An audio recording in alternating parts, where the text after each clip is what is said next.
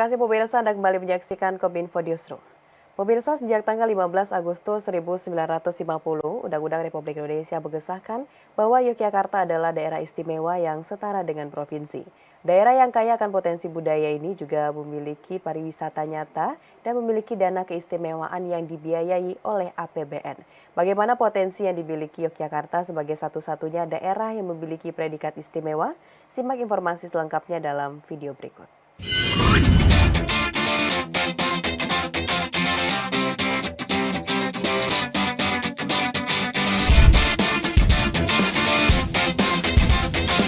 Menyandang status sebagai daerah istimewa, Yogyakarta memiliki wewenang untuk mengelola anggaran pendapatan dan belanja pemerintah pusat dalam wujud dana keistimewaan.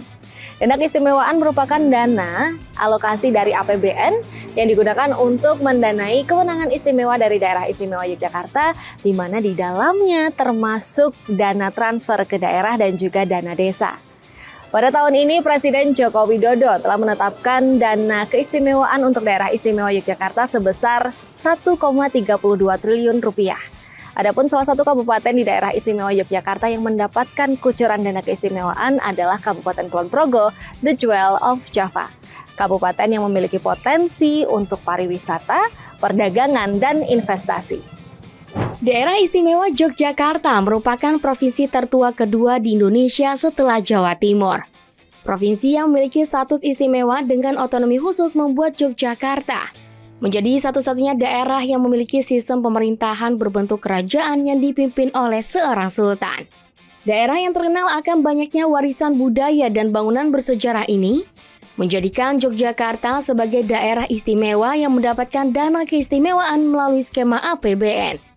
Berdasarkan Peraturan Gubernur Nomor 20 Tahun 2020 tentang perubahan atas Peraturan Gubernur Daerah Istimewa Yogyakarta Nomor 51 Tahun 2018 tentang kedudukan, susunan organisasi, tugas, fungsi dan tata kerja, Paniradya Keistimewaan menjadi salah satu lembaga yang memiliki peranan penting membantu gubernur dalam penyusunan kebijakan terkait keistimewaan yang secara khusus mengurusi terkait dana keistimewaan daerah istimewa Yogyakarta. Adapun tugas Paniradya Keistimewaan adalah mengelola, menyalurkan dan melaksanakan terkait dengan dana keistimewaan yang menaungi 4 bidang, yaitu bidang kebudayaan, pertanahan, kelembagaan, dan tata ruang.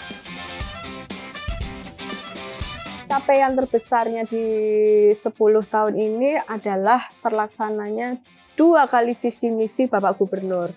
Jadi Bapak Gubernur kan setelah adanya Undang-Undang Keistimewaan ini telah mengeluarkan 2 visi misi. Yang pertama adalah 2012, visi dan misi Bapak Gubernur di 2012.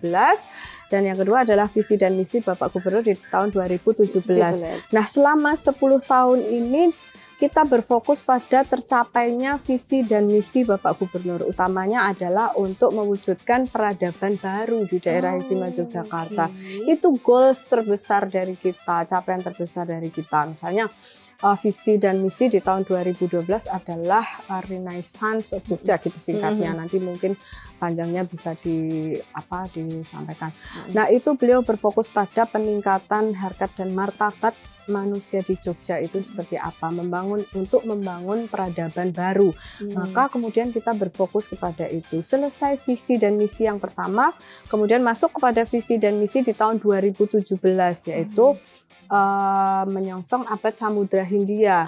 Ya, itulah kemudian kenapa Mbak mungkin kalau berjalan-jalan di daerah selatan. Itu jalan yang dibuat kan bagus-bagus ya, karena itu membuka konektivitas di wilayah selatan. Itu karena kita melaksanakan visi menuju tercapainya visi dan misi Bapak Gubernur menyongsong abad Samudra Hindia. Jadi membuka wilayah selatan untuk menjadi pintu depan daerah istimewa Yogyakarta.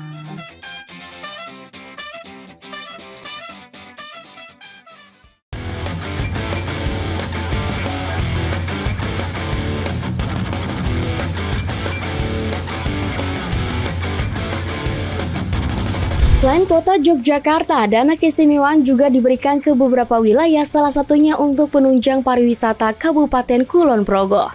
Daerah yang berkembang pesat melalui objek wisata ini nyatanya menjadi salah satu daerah yang mendapatkan alokasi dana keistimewaan terbesar kedua di Yogyakarta setelah Kabupaten Sleman yakni menerima sebanyak 50,4 miliar rupiah.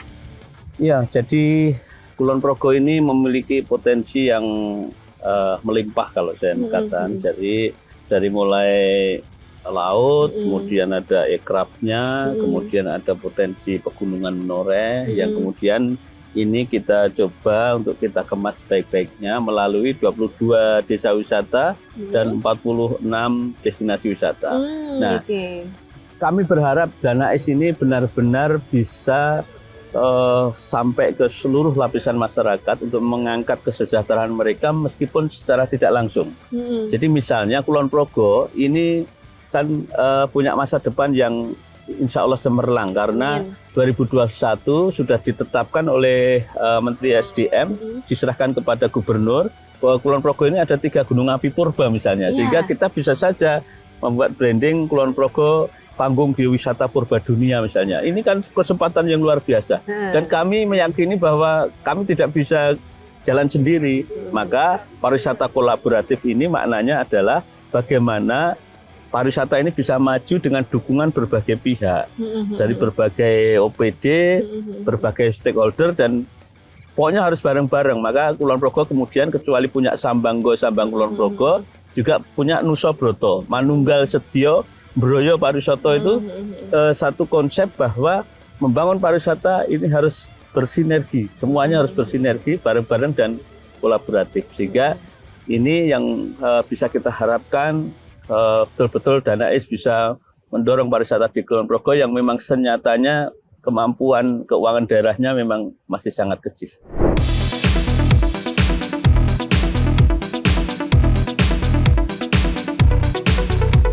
Kali ini saya akan mengajak Anda untuk melihat Desa Widosari yang berlokasi di Tritis Samigalu, Kulon Progo.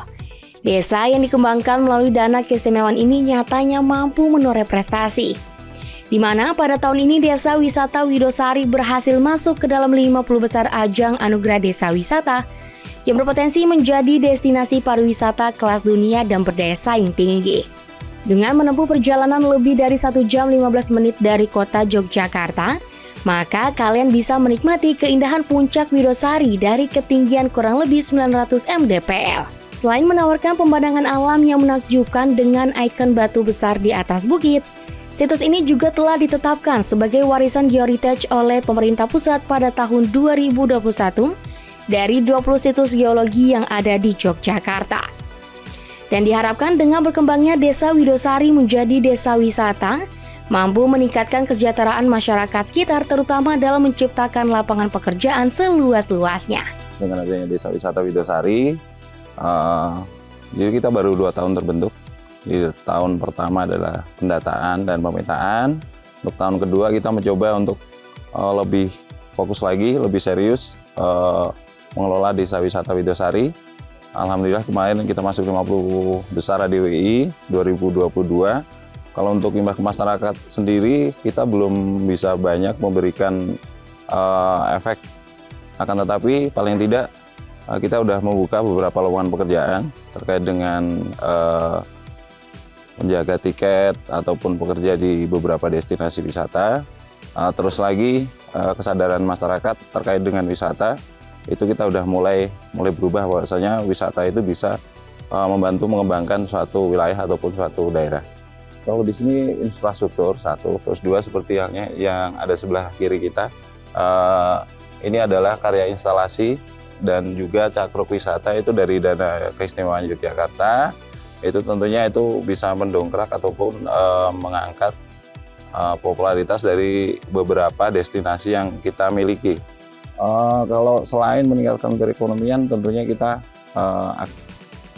berusaha membuka lapangan kerja yang baru, terus kita mengurangi juga angka perantauan. Misalnya kita harus pede bahwasanya kita bisa hidup di daerah kita sendiri, bisa hidup di tempat kelahiran kita sendiri, kita bisa memajukan daerah kita sendiri dan akhirnya menjadi desa yang mandiri.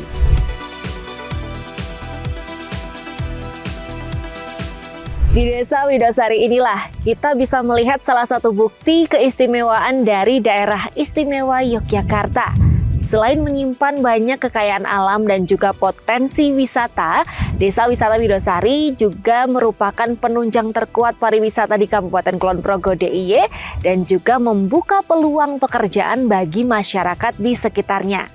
Hal ini menjadi bukti bagaimana sinergi antara masyarakat dan juga pengalokasian dana keistimewaan. Yogyakarta akan selalu istimewa dimanapun dan kapanpun. Pemirsa, itulah ragam informasi yang telah kami rangkum untuk Anda. Dapatkan update berita pilihan setiap harinya di kanal Kominfo Newsroom atau melalui sosial media JPR TV. Saya Mona Azarini pamit, selamat malam dan sampai jumpa.